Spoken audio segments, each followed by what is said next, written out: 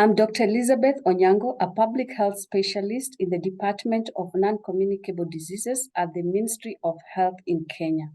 I share with you my leadership project, which documents key learnings on enhancing access to essential medicines for hypertension and diabetes at primary healthcare facilities in Kenya.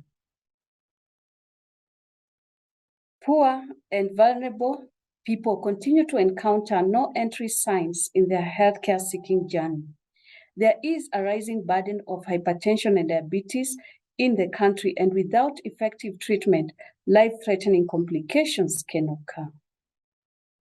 Vulnerable households are often subjected to a vicious cycle of poverty due to catastrophic expenditures on these conditions.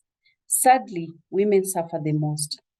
One of the greatest challenges to hypertension and diabetes management has been limited access to essential medicines at primary healthcare facilities where most patients seek care.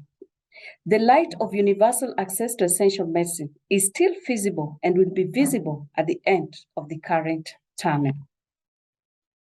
Regarding my leadership project, the Ministry of Health, in collaboration with some partners in Makueni County, piloted a project to decentralize care for hypertension and diabetes to primary healthcare facilities. Despite high screening rates for these conditions, treatment was still limited due to varied availability of essential medicine. Treatment is optimized when patients receive and take all medicines prescribed for their conditions. Women continue to face some unique barriers as they access diabetes and hypertension services. A community advocate reported the majority of the women in the project area were unemployed and lacked medical insurance cover.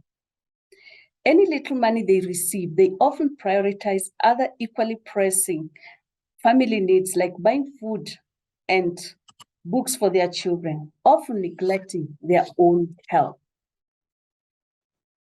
From this pilot project, we have learned that the following are fundamental in improving access to essential medicines at primary healthcare facilities where majority of patients are based. One, strong partnerships and collaborations with relevant stakeholders. Secondly, a dedicated commitment to commodity procurement. And thirdly, engaging people with lived experience of these conditions, including women, to understand their perspectives and barriers they face as they access care. The WomenLift leadership journey has empowered me to explore, discover, redefine, and optimize my identity. For a strategic, inclusive, and inspiring leadership, I'm leveraging the beautiful bits of my identity, incorporating new dazzling pieces and discarding the undesirable ones. In this journey, I've been inspired to use simple tools that were previously hidden in plain sight to fuel my resilience. Like this beautiful ornament that can expand and recover its form, I choose to remain resilient in the stretches and stresses of leadership, work, and life. In this journey, I have been supported and inspired by many amazing people. I carry these lessons to inspire other women to find their spaces and strengthen their voices in the global leadership landscape.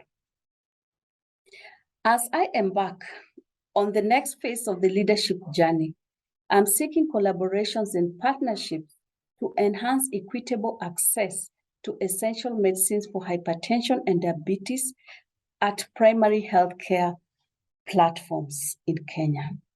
I'm seeking allies who can hold my hand and on whose shoulders I can stand.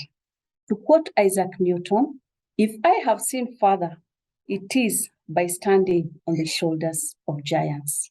Thank you very much.